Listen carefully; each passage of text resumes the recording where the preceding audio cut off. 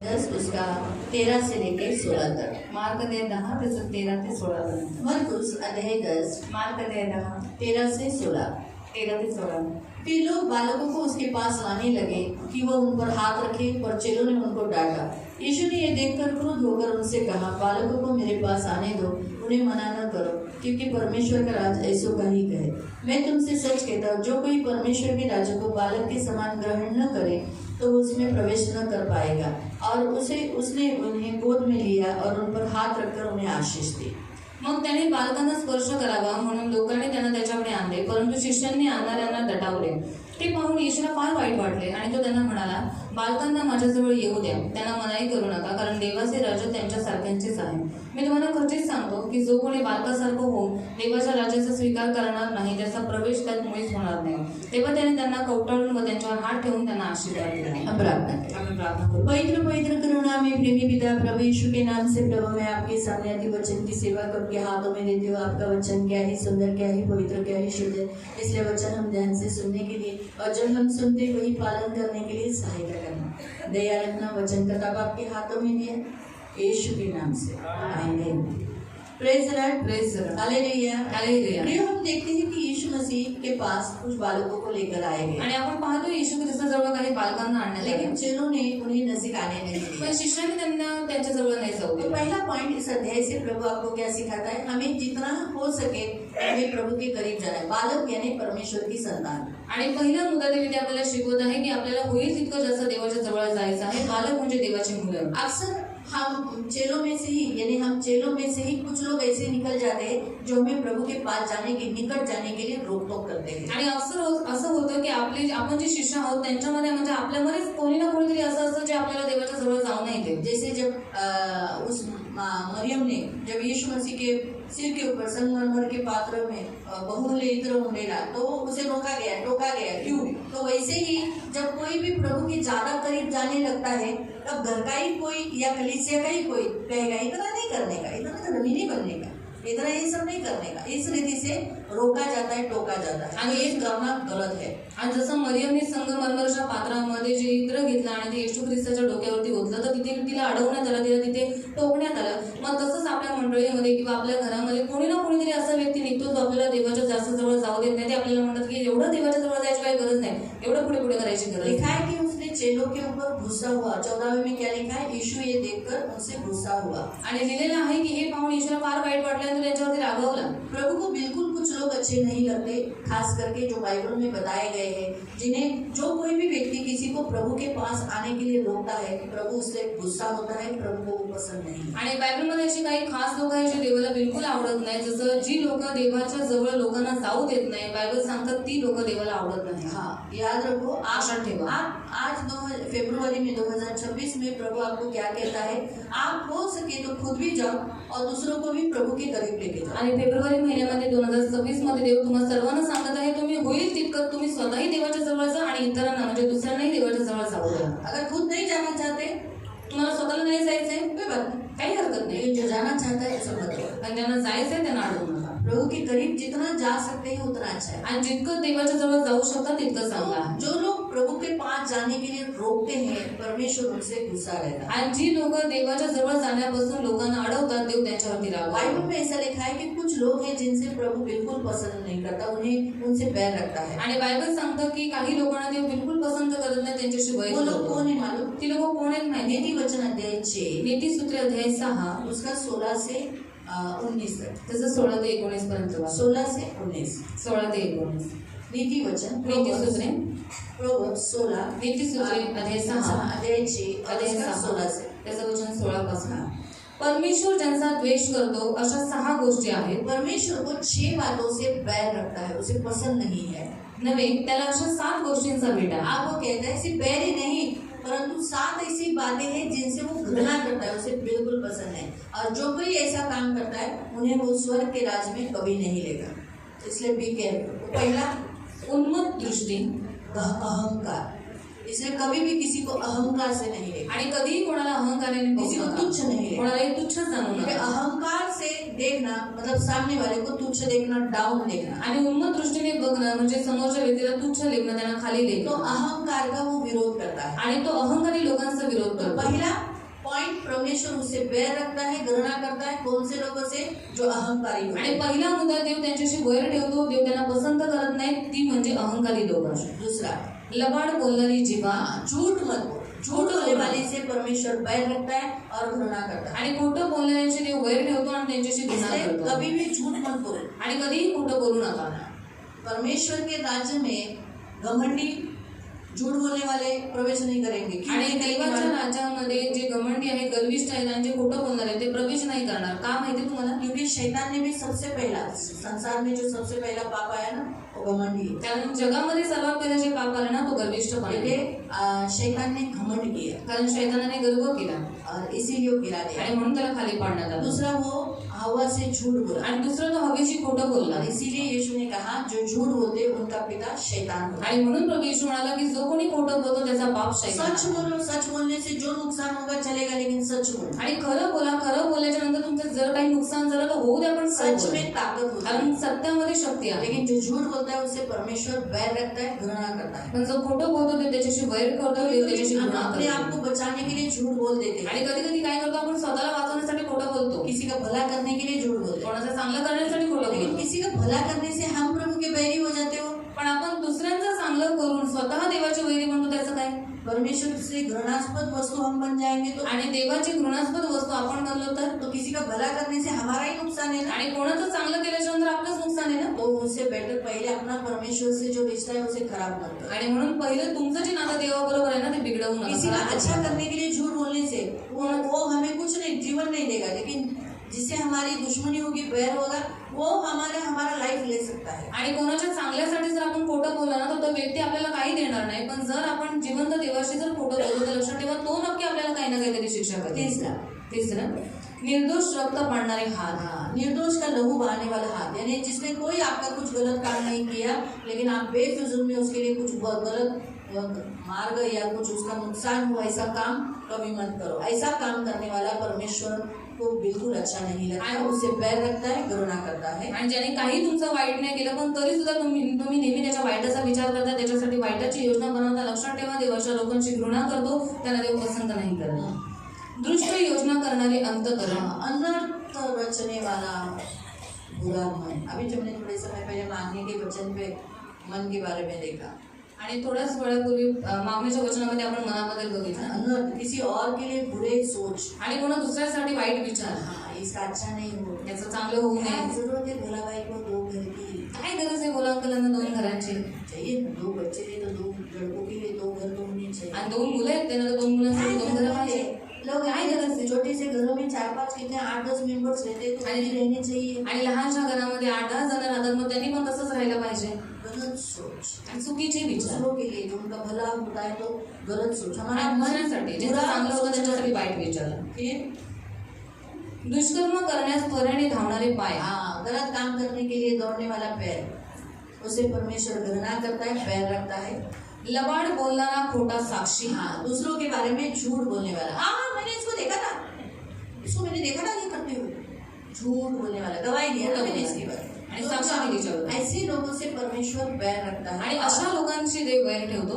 व भावाभावात वैमनस्य उत्पन्न करणारा मनुष्य. भाइयों भाइयों में दुश्मनी लाने वाला, आणि भावाभावांमध्ये वैमनस्य उत्पन्न चुगली करणारा. लगाने वाला, चुगली लावणारा. दोनों में दुश्मनी हो गई, दोघांमध्ये वैमनस्य उत्पन्न झाले, मेरे कारण हुई, माझ्यामुळे झाली, तो मुझसे परमेश्वर बैर और घृणा करता तर देव माझ्याशी वैर आणि घृणा है। करतो. तो बाइबल में ऐसी बहुत सारी बातें बताई गई है कि जिसे परमेश्वर बिल्कुल पसंद नहीं करता, आणि बायबलमध्ये अशा खूप साऱ्या गोष्टी सांगण्यात आलेल्या आहेत ज्याला देव पसंत नाही तो करत. इससे हमें बचे रहना है। मग ह्या गोष्टीपासून वाचून हमें स्वर्ग के राज्य में प्रवेश आणि करना है। आपल्याला स्वर्गाच्या राज्यात प्रवेश और करायचा. यीशु कहता है जो प्रभु के करीब जाने के लिए रोकता है उसे प्रभु पसंद नहीं करता, उसे प्रभु नाराज रहता है, गुस्सा होता है। आणि येशू म्हणतो की जो कोणी समोरच्या व्यक्तीला देवाच्या जवळ जाण्यापासून अडवतो, तो व्यक्ती देवाला बिलकुल आवडत नाही, देव त्याच्यावरती रागवतो. मैं जा रहा हूँ ना चर्च, आणि मी जातो ना चर्चला, घर में रहो, आणि तू घरात राहा, कोई जरूरत नहीं तुम्हें आज शपथ पालन करने की, जाओ घर आणि में काही गरज नाही तुला शब्द दिवस पालन करायची, जाओ, जातो घरात जा. घर में जाओ, आणि जा घरात जा. घर का एक मेंबर आया ना, आणि घराचा एक व्यक्ती गेलाय ना, बस का पुरेसा. आपको समझ में आया? तुम्हाला समजलं? ऐसे कभी मत करो. आणि असं कधीही करू नका. जो चर्च आ रहा है उसे कभी मत टोको. जो लोग प्रभु के करीब जा रहे हैं उसे टोको मत, रोको मत. प्रभु इसे पसंद नहीं करता अगर आप रोकोगे तो. आणि जी लोक मंडळीमध्ये येतात किंवा देवाच्या जास्त जवळ जातात त्यांना कधीही अडवू नका. जर तुम्ही अडवलं तर लक्षात ठेवा, देव तुम्हाला पसंत नाही करत, देव तुमच्यावरती लागू. दूसरा, इसी वचन से, जो 13वें वचन से प्रभु सिखाता है, आप आते हो तो आपके बच्चों को पिलाना. आणि दुसरा मुद्दा देव 13 वचनाच्या द्वारे तुम्हाला शिकवत आहे की तुम्ही येता तर तुमची मुलं सुद्धा आली पाहिजे. बच्चों को मेरे पास आने के लिए मना मत करो. तो आप सिर्फ आप अकेला अपना लाइफ मत बचाओ, बच्चों का भी लाइफ बचाओ, बच्चों को भी चर्च में लाओ. आणि मुलांना माझ्याजवळ येण्यापासून अडवू नका असं देवाचं वचन म्हणतं. तर तुम्ही सुद्धा मंडळीमध्ये या, तुमच्या मुलांना सुद्धा मंडळीमध्ये घेऊन जरूरी यायचं है. गरजेचं आहे. आप कमाई के पीछे अपने बच्चों को रखोगे, घर में भेजोगे या खेलने पीने के लिए आज क्लास है बोलकर क्लास में भेजोगे, क्लास डूब जाएगा चलेगा, आणि क्लास त्यांचा बुडला तरी चालेल. लेकिन ये प्रभु का भवन में आने वाली उपस्थिति नहीं जानी चाहिए. पण देवाच्या मंदिरामध्ये असलेली एक उपस्थिती दिन का आणि धंधा गमन बंद नाही होगा पाहिजे. चलेगा, एक दिवसाचा धंदा एक बंद दिन झाला का चालेल, नुकसान, एक दिन की कमाई का नुकसान चलेगा, लेकिन आत्मा का नुकसान. आणि एक दिवसाचं एका दिवसाच्या कमाईचं नुकसान झालं तरी परवडेल, पण आत्म्याचं नुकसान नाही परवडत. कमाई का? फिर कमाई सकती है, कारण जी कमाई आहे ती आपण पुन्हा कमवू शकतो. लेकिन आत्मा गया तो पण आत्मा गेला तर कमा सकते हैं, कमवू शकतो का परत? कुठून आणणार? नहीं ला सकते हैं. नाही आणू शकत ना. इसीलिए बी केयरफुल. म्हणून खूप काळजीपूर्वक तो राहा. आप अकेले नहीं आओ, अपने बच्चों को भी लाओ. तुम्ही एकटे येऊ नका, तुमच्या मुलांना सुद्धा घेऊन तो या. बच्चों को हमेशा उत्साहित करो चर्च में जाने के लिए, चर्च के में आने के लिए, प्रभु के ज्यादा करीब आने के लिए. आणि मुलांना नेहमी उत्साहित करा देवाच्या जास्त जवळ जाण्यासाठी, चर्चमध्ये येण्यासाठी. आपके बच्चे प्रभु की सेवा कर रहे तो उन्हें टोको मत. आणि तुमची मुलं जर देवाची सेवा करत असतील तर त्यांना अडवू नका. एक बार वो उनको आपने रोक दिया तो फिर वो प्रभु की निकट आना बड़ा कठिन होता है. आणि एकदा जर तुम्ही त्यांना देवाच्या जवळ जाण्यापासून अडवलं ना, मग पुन्हा त्यांना देवाच्या जवळ जाणं कठीण होऊन जाईल. ज्यादा अपने बच्चों को प्रभु के करीब आणि तुम्ही जास्त तुमच्या मुलांना देवाच्या जवळ जाऊ द्या. तो ये पहला पॉइंट प्रभु आपको यहाँ सिखा. हा पहिला मुद्दा देवी ते तुम्हाला शिकवतो. दूसरा प्रियो यहाँ लिखा है कि परमेश्वर के राज्य में अगर प्रवेश करना है तो बालक के समान बनना जरूरी है. क्या लिखा है? 15 वचन.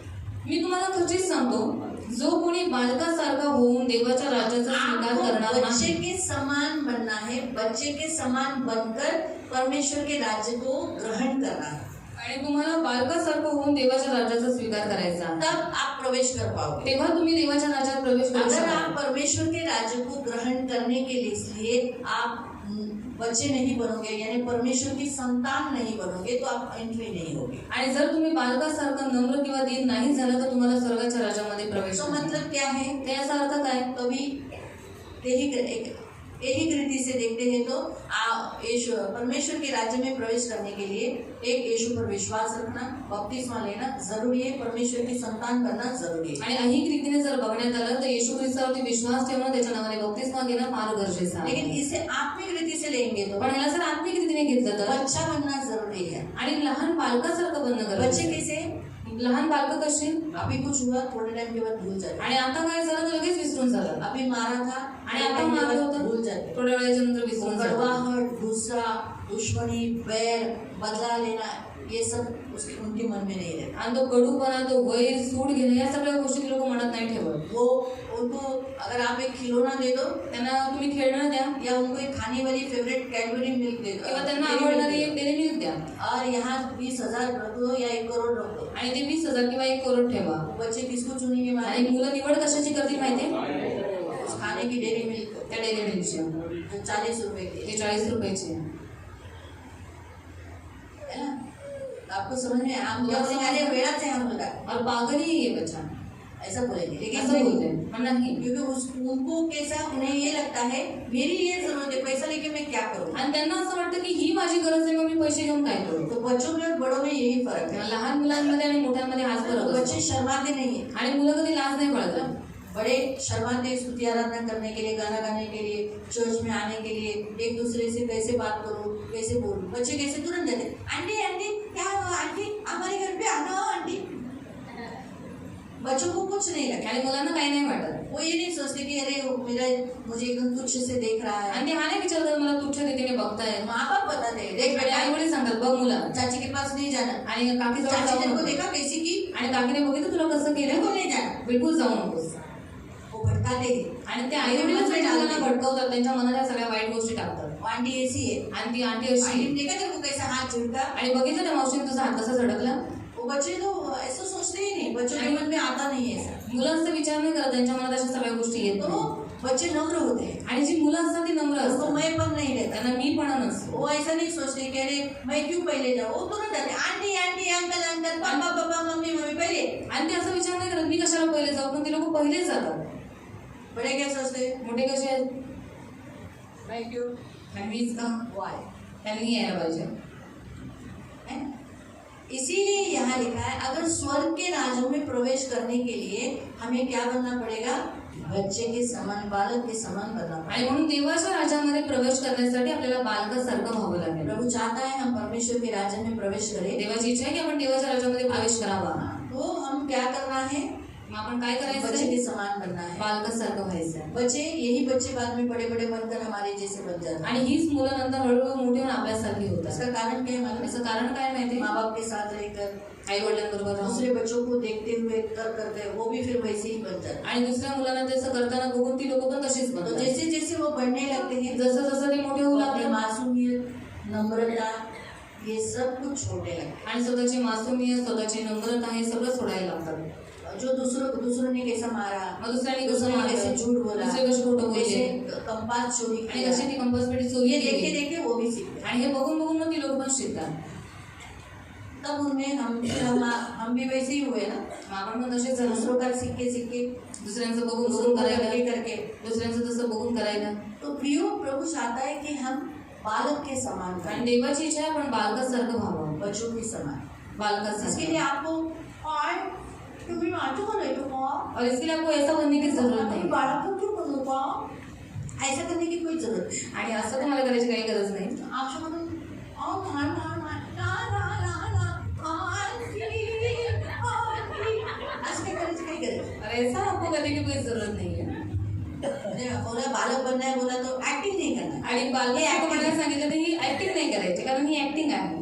एक्टिंग करने को प्रभु नहीं बोला, आणि ऍक्टिंग करायला देव नाही सांगत. प्रभु कहता है बालक बनो, आणि देव सांगतो बालकासारखं यानी बना आपका भीतरी मनुष्य को चेंज करो। आणि तुमचं आतील मनुष्यत्व जो आहे त्याला तुम्ही फिर बना. हमें स्वर्ग के राज्य में प्रवेश कर वहां रहना है। आणि स्वर्गाच्या राज्यामध्ये प्रवेश करून आपल्याला फक्त आपल्याला तिकडे राहायचं आहे हाँ, हमें बहुत जरूरी है। आणि फार तो गरजेचं आहे. इसीलिए बालक बनो, म्हणून बालकासारखं नम्र बना, बनो। नम्र बना. जो कुछ आपके मन में मैंपन है, अहंकार है, घमंड है, दूसरों के बारे में कड़वाहट, बुरी बातें है, वो छोड़ दो। आणि तुमच्या मनामध्ये जे काही मीपणा, अहंकार, गर्विष्ठपणा, जे काही दुसऱ्यांच्या बाबतीमध्ये कडूपणा, राग नसतं ते सगळं सोडून और द्या. खुद से जाओ, आणि स्वतःहून जा, नम्र बनो, नम्र बना, हाँ, एक दूसरे के अधीन हो जाओ। एकमेकांच्या अधीन राहा. पौल कहता है पौल म्हणतो मैं क्रूस पर चढ़ाया मी गया वधस्तंभावरती लटकवण्यात आलो यीशु मसीह के साथ। येशू ख्रिस्तासोबत. अब मैं जीवित नहीं, आता माझ्यात मी जिवंत नाही, मसीह मुझ तर में। माझ्यात ख्रिस्त जिवंत कहाँ आहे. लिखा है? आणि कुठे लिहिलेलं आहे वचन,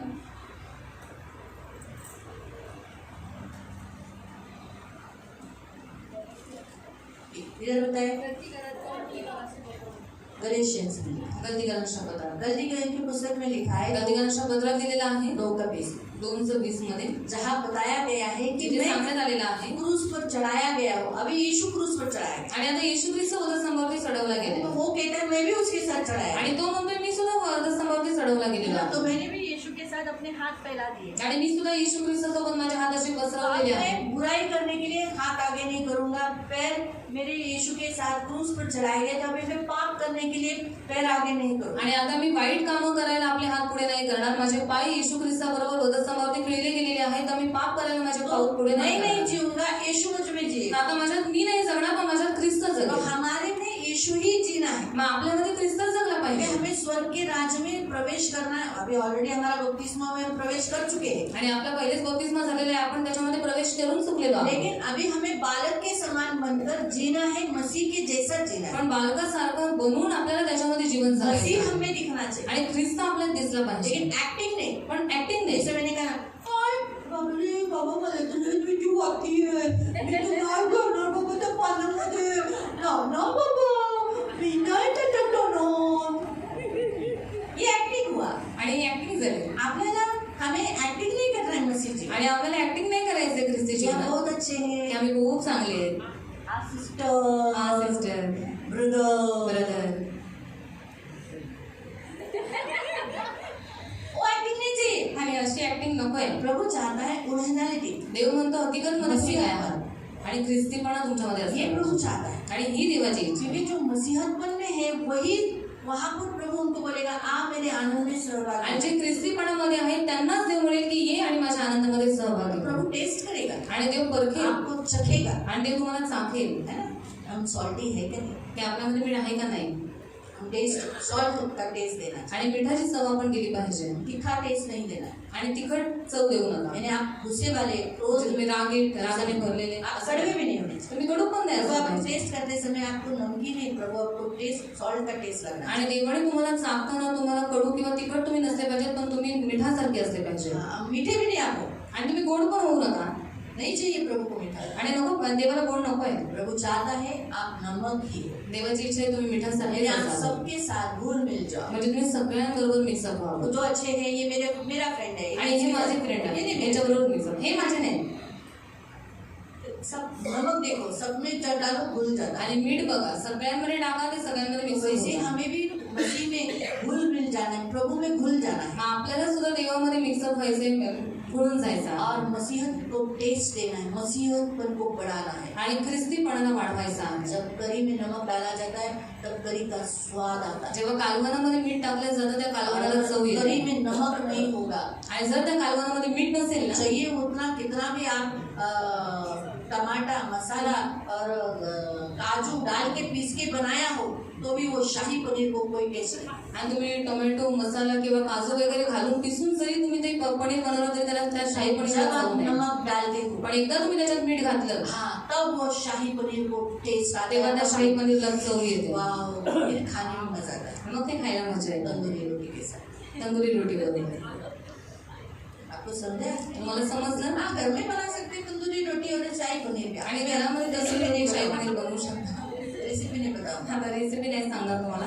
तो कहने का उद्देश्य हम मसीहत का टेस्ट, मसीह का स्वाद बढ़ के होना चाहिए। आणि ख्रिस्तीपणाची चव आपल्यामध्ये आली पाहिजे, ती आपण वाढवली पाहिजे. ये प्रभु चाहता है। आणि ही देवाची इच्छा आहे. परमेश्वर की इच्छा है कि हम ऐसे लोग नहीं हो जो लोगों को रोक रहे हैं प्रभु का काम करने के लिए।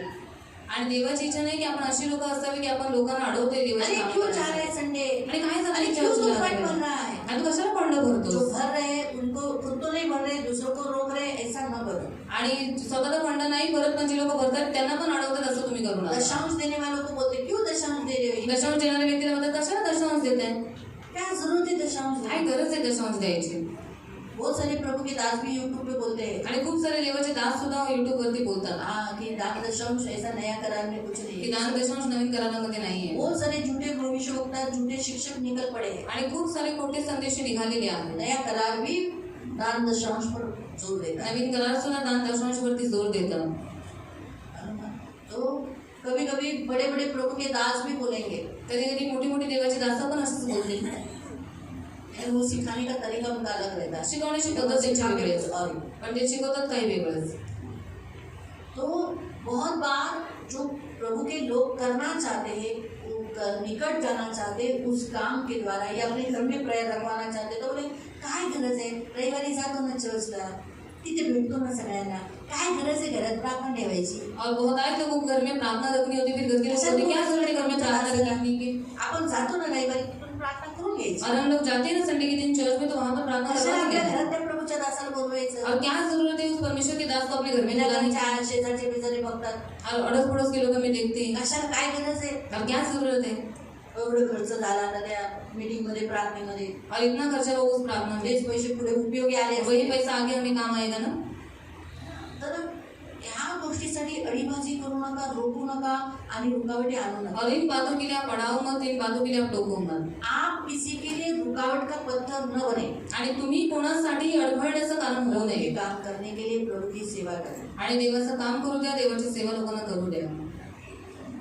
ये प्रभु यहाँ बताता है। आणि हे रीती आपल्याला सांगतात. और बच्चों के समान आप बनो, आणि बालकासारखं बना. आपका स्वभाव बच्चों के जैसा हो। तुमचा स्वभाव बालकासारखा होऊ द्या. हम अभी बड़े हो, मैं बड़ा हूँ ऐसा ये मत ही बोलो। आणि मी मोठा आहे असं तुम्ही बोलूच बोलो नका. मैं छोटा हूँ, इसीलिए तो पौलुस ने अपना नाम पौल क्यों रखा? आणि म्हणून पौलाने आपलं नाव पौल का ठेवलं? क्योंकि जब तक वो शिलोह बोलता था ना बाप रे मैं बड़ा, कोई तो बड़ा अधिकारी, बहुत टैलेंटेड, पढ़ा लिखा, क्योंकि वो इतना पढ़ा लिखा था वो। आणि पौल हा खूप शिकलेला होता. लेकिन उसने पौल नाम क्यों रखा? आणि पौल हे नाव का ठेवलं? पौल के नाम का अर्थ है छोटा. आणि पौल या नावाचा अर्थ आहे लहान. तो जब जब कोई बोलता था पौल छोटा छोटा, तो नाम लहान. लगा, हाँ बोलो कि उसे याद आता था मुझे बड़ा नहीं बनना है, छोटा बनना है. त्याला आठवायचं की मला मोठं नाही व्हायचं, मला और लहान प्रभु ने भी यही कहा, जो आणि तुमसे छोटा है जो तुमच्या छोटा आहे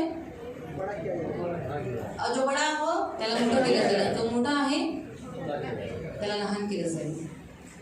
तो इसीलिए प्रियो बालकों के समान बनो. आणि म्हणून बालकासारखं व्हा. हमें स्वर्ग के राज्य में रहना है. आपल्याला स्वर्गाच्या राज्यात राहायचं आहे. स्वर्ग के राज्य में प्रभु हमें देखेंगे तो ऐसा बोलना चाहिए, अरे मैं तो मिरर में अपने आप को देखा. आणि देव ज्यावेळेस आपल्याला बघेल तर देव असं म्हणायला पाहिजे की मी आरशामध्ये मैं बघतोय अपने आप को खुद को शीशे में देख रहा हूँ. आणि मी स्वतःला आरशामध्ये बघत आहे. तो इसीलिए प्रियो यहाँ स्पष्ट रीति से कहा है.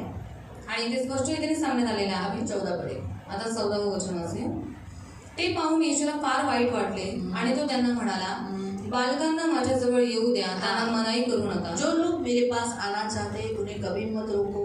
अगर चर्च आना चाहते, हाउस चर्च में जाना चाहते, प्रार्थना में बैठना चाहते, स्तुति आराधना लेकर आना चाहते, तो आप उन्हें मना मत करो, आगे बढ़ने दो. फिर कारण देवाचे राज्य त्यांच्या सारख्यांचे आहे. परमेश्वर का राज बालकों का है. परमेश्वर ने अपने बच्चों को ढूंढने के लिए परमेश्वर का राज बनाया, फिर से उन्हें अपने घर ले आने के लिए परमेश्वर का राज बनाया. 15. मी तुम्हाला खचित सांगतो, जो कोणी बालकासारखं होऊन देवाच्या राज्याचा स्वीकार करणार नाही, हाँ, बालक बनकर आप परमेश्वर के राज्य को ग्रहण नहीं करोगे, त्याचा प्रवेश त्यात मुळीच होणार तो नाही. इसलिए प्रवेश नहीं करोगे. और हमें तो प्रवेश नहीं, हमें तो वहाँ रहना है. आणि आपल्याला प्रवेश नाही करायचं, पण आपल्याला तिकडे राहायचं, स्वर्ग के राज्य में रहना है. स्वर्गाच्या राज्यात राहायचंय ना, तो हमें ये करना जरूरी है. बच्चे के समान बनो. तर आपल्याला हे करणं गरजेचं आहे, बालकासारखं बनणं गरजेचं आहे. तेव्हा त्याने त्यांना कवटाळून व त्यांच्यावर हात ठेवून त्यांना जो प्रभु आशीर्वाद के दिला. करीब आता है, जो भी प्रभु के करीब आता है, उपवास कर कर, प्रार्थना कर कर, दान दशांश देकर, स्तुति आराधना कर कर, जो भी प्रभु की सेवा कर कर, उसके करीब आकर, हाउस चर्च में आकर, यहाँ आकर जो उसके करीब आता है उन्हें वो बोलते हैं. आणि जो कोणी उपवास करून, प्रार्थना करून, हाऊचर्समध्ये जाऊन किंवा मंडळीमध्ये जो कोणी देवाच्या जवळ जातो, देव त्यांना आशीर्वाद देतो. जो प्रभु के करीब जाएगा जो देवाच्या जवळ जाईल वो गोद में रहेगा. तो त्याच्या खुशीत असेल. कहाँ रहेगा? कुठे असेल? त्याच्या प्रभु का वचन कहता है, तेरे बूढ़े होने तक मैं तुझे गोद में ले. आणि देव म्हणतो, तू वृद्ध होईपर्यंत मी तुला सांभाळून देईन आणि तुला उचलून कभी घेईन. आपने देखा है कधी तुम्ही असं बघितलंय का कि बूढ़े को गोद में लिया है कोणत्या वयस्कर वृद्ध माणसाला कोणीतरी असं उचलून घेतलंय? खड़े हुए? कभी देखा है? कधी बघितलंय? मी बघितलंय. मैंने देखा है. मी बघितलंय. इसको उठाए हुए मेरे पति ने उनके पिताजी को उठाकर आणि माझ्या नवऱ्याने त्यांच्या वडिलांना उचलून लेकर गए. त्यांना घेऊन गेले होते. तो गोद में उठाया जाता है. आणि असं त्या उचललं जातं वैसे कडेवरती ही वृद्ध जब लोकांना. हमारा परमेश्वर, हम उसके बच्चे बूढ़े भी हो गए तो भी हमको हमें गोद में लिए. मग तसंच आपला देव, त्याची मुलं जरी वृद्ध झाली तरी सुद्धा तो त्यांना कडेवर घेऊन चालेल, लेकिन छोड़ेगा नहीं. कहा त्याला लिखा सोडणार है, नाही. आणि हे वचन पुढे गेले, तेरे बुढ़ापे तक मैं तेरे साथ रहूंगा, तुझे गोद में लिए चलूंगा. मेरे पास इसका तो विश्वास नहीं है. ठीक है, यहाँ बताइए किसको मालूम है? आइज़ाया. किसी को तो आएगी भविष्य. आइज़ाया 46 में. यशाया 46 मध्ये आहे. आइज़ाया 46 में 46 मध्ये यशाया 46 पढ़े 4. तुमच्या वृद्धापकाळापर्यंतही मीच तो आहे. आइज़ाया 46 वर्ष 4. तुमच्या वृद्धापकाळापर्यंतही मीच तो आहे. तुम्हारे बुढ़ापे में मैं ही हूँ, मैं बना रहूंगा. तुमचे केस पिकत तोपर्यंत मी तुम्हाला वागवे. हाँ, तुम्हारे बाल पक गए कि कितने लोगों के बाल पक गए? एक अच्छा है, मेरे बाल पक गए लेकिन दिखते नहीं क्योंकि सब अंदर है. वो बाहर सब काले, वो एक अच्छी बात है, लेकिन बाल पक गए. सच बोलना है ना, ये कभी कभी मैं भी शौक हो जाती हूँ. अरे वाह, क्या परमेश्वर अच्छा है. बाल बाहर तो काला रख दिया लेकिन अंदर सफेद है. हाँ, बाल पक गए हैं तब तक तोपर्यंत मी तुम्हाला वागवीन. हाँ चलाए रहूंगा. अभी तो बहुत बूढ़ा हो गया. बूढ़ा है, शर्म आता है क्या? गोद में जाए नीचे हो, चल खुद के पैर से नहीं करे. निर्माण करता मीच आहे, वागवणारा मीच आहे. मी खांद्यावर वागवून तुमचा बचाव करेन. मैं खंजे पर उठाकर तुम्हें चले चलूंगा, तुम्हें बचाए रखूंगा. है ना? तो हमारा परमेश्वर गोद में लिए चलता है. तर आपला देव आपल्याला उचकडे तो उचलून आप चालतो. जितने प्रभु के करीब हो, याद रखो आपको ठेस नहीं लगेगी, आपका नुकसान नहीं होगा, आपकी कोई हानि नहीं होगी, क्योंकि आपको प्रभु किरण लिया है. आप जितना प्रभु का काम करोगे, जितने प्रभु के करीब जाओगे, आप कितना है प्रभु के. और गोद में लिए हुए लोगों को क्या बोला है आगे? नहीं 16, 10 का 16, 10 से 16. वो तो यशाया में पढ़ा ना आपने. तेव्हा त्याने त्यांना कवटाळून व त्यांच्यावर हात ठेवून त्यांना आशीर्वाद दिला. हाँ, उनके ऊपर प्यार से हाथ रखकर क्या किया? उनको आशीष दिया.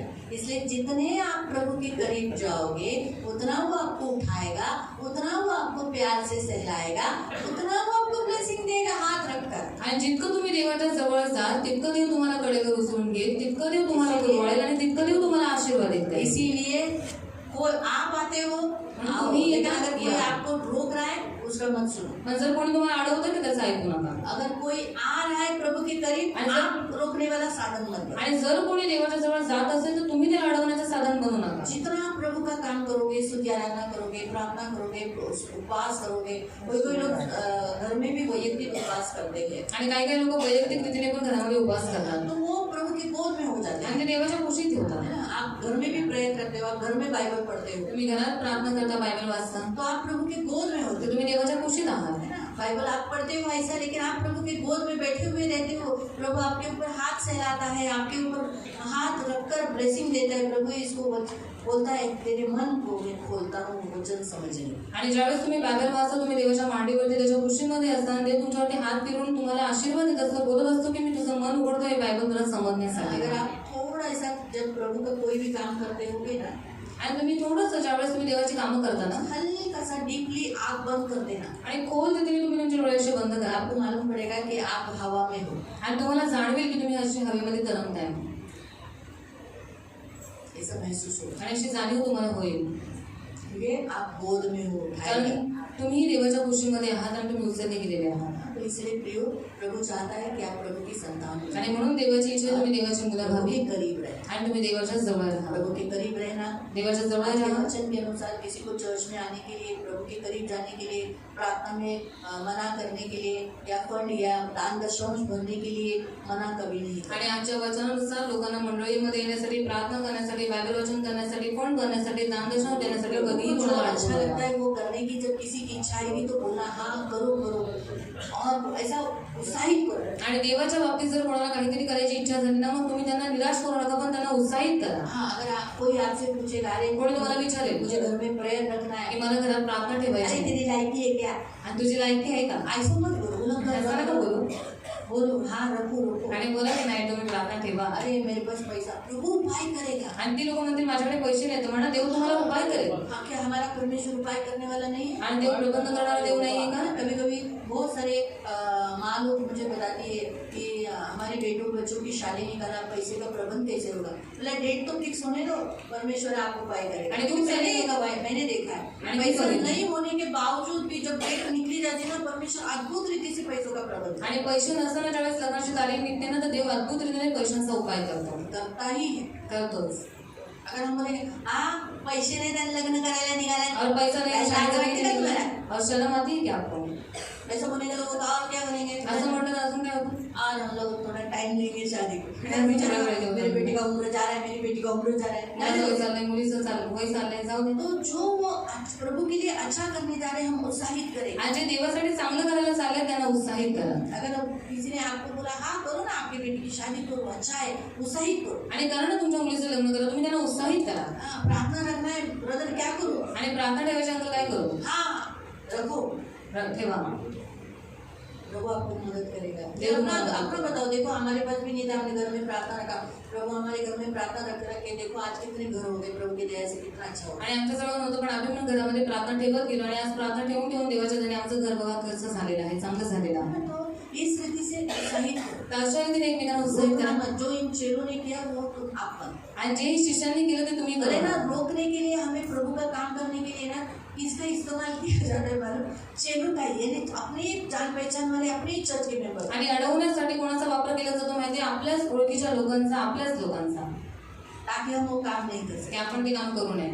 फिर जो प्रभु देने वाला है वो म्हणजे देव देणार आहे प्रभु गोद में लेने वाला रहता है. आणि देव जो हाथ रखकर आशीष देने वाला रहता है. ठेवून ठेवून आशीर्वाद देणार असतो. ये तो जग है. हाँ, तो ये हमेशा याद है. ते नेहमी लक्षात ठेवा. संगमरमर के पात्र में रखी हुई स्त्री ने जो जब तक रखा था वो किसी काम का नहीं था. आणि संगमरमरच्या पात्रेमध्ये ज्या स्त्रीने इत्र ठेवलेलं ते तोपर्यंत काहीच कामाचं नव्हतं. ना तिच्या उपयोगी ना कोणाच्याच उपयोगी. न उसकी काम का ना किसी और की काम का. जेव्हा तिने येशूच्या वर टाकलं और जब उसने यीशु के ऊपर वो उंडेला तर तिच्यासाठी उपयोगी, तो वो उसके लिए भी उपयोगी हो गया येशूसाठी उपयोगी, और यीशु मसीह के लिए भी उपयोगी हो गया. सगळ्या प्रत्येकाला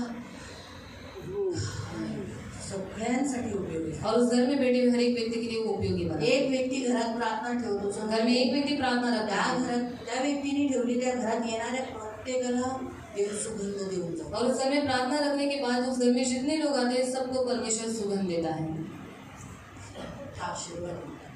और बड़ी आशीष परमेश्वर देता है. जोपर्यंत तिने त्या कुप्पीत ठेवलं काही फायद्याचा और जब तक उसने उस कुप्पी में रखा था वो उसे किसी काम का नहीं था. खर्च केला. पर जब उसने उसे खर्चा किया आज 2026 साल हुए तरी तिचं नाव काढलं. और आज 2026 साल हो गए फिर भी आज उसका नाम निकाला जाता है. स्वर्गात तिला किती पारितोषिक भेटलं और असेल. स्वर्ग में उसको कितना पारितोषिक प्रतिफल मिला होगा. आजपर्यंत तिची वाहवा केली. और आज भी उसकी प्रशंसा स्तुति की जाती है. बरोबर है ना? आणि त्या घरात आलेल्या लोकांनी जो सुगंध घेतला और उस घर में आए हुए लोगों ने जो सुगंध दिया फक्त एकच चिकला, और सिर्फ एक ही व्यक्ति को गुस्सा आया. बाकी सगळे बाकी सभी लोग किती काय बोलले असतील त्या मरियेला. और क्या बोला होगा उन्होंने मरिया को. तुझ्यापुढे आशीर्वाद, वाह, और कितना अच्छा इत्र है तेरे माझ्या पास. अंगातून वास येतोय और त्याचा. मेरे बदन से भी उसकी सुगंध आ रही है. लोकांना तो आशीर्वाद मिळाला ना, और लोगों को वो आशीष मिली ना.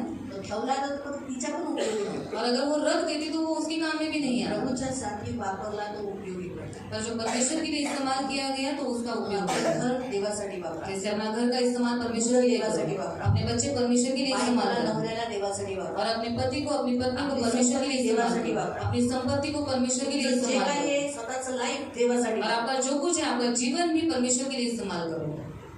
देव तुम्हाला खुशीत घेऊन आशीर्वाद. परमेश्वर आपको गोद में लेकर आपको आशीष देगा. तुमचं जे खर्च झाला और आपका जितना खर्चा हुआ त्याच्यात खूप पटीने देव तुम्हाला देतो. आणि जे लोक येतात त्यांनाही आशीर्वाद. और उससे बढ़कर परमेश्वर आपको फिर से वापस देता है. देव तुम्हाला आशीर्वाद. तो प्रभु आपको आशीष देगा. कळालं ना आजचं वचन? आज का वचन समझ में आया ना? काय समझ में आया ना? क्या समझा आपको? आपको बच्चे के समान बनना है. हाँ, पहिला पॉइंट बच्चे के समान बनना है. ठीक है. दूसरा बोला हाँ मग ये देखो लिखू तुमच्याकडे. पहिला पॉइंट बालकों के समान बनना है. अजून हाँ, किसी को भी ठोकर का कारण नहीं बनना है. दूसरा तर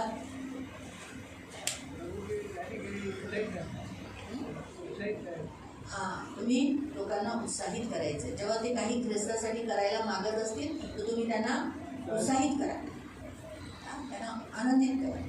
ठीक आहे. बहिणींना सांगा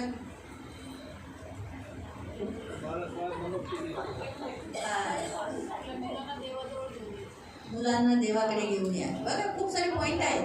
मुलांना देवाकडे घेऊन या. एकटे देऊ नका, मुलांना पण आणा. नंतर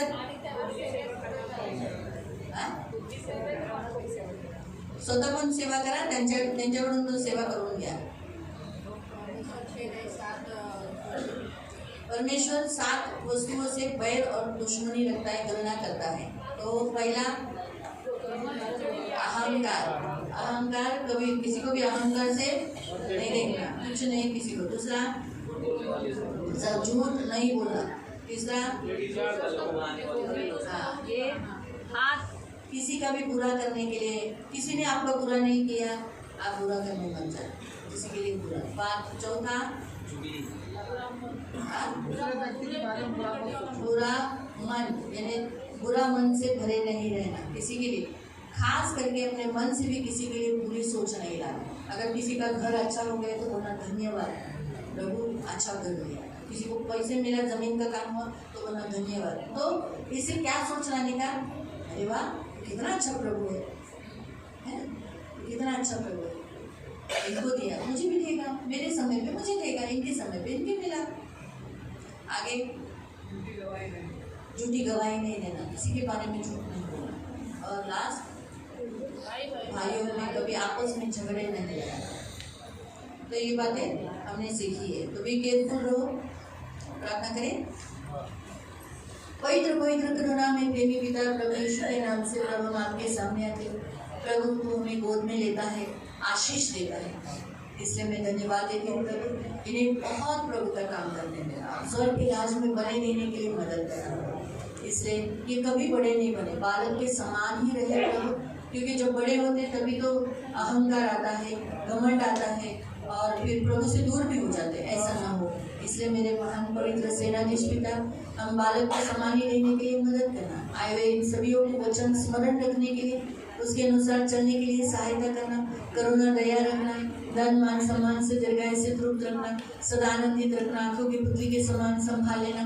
तू इनकी ढाल, इनका कवच, इनका प्रभु, इनका स्वामी, इनका गडरिया, इनके साथ सदा रहने वाला, इनका पवित्र पिता रक्षा करना, आंखों के पुत्री के समान संभाल लेना प्रभु। शब्द इनकी सारी आशीष लेना यीशु के नाम से, आमीन। रहना सबको प्रेज़। हम तेरे के लिए प्रार्थना करें।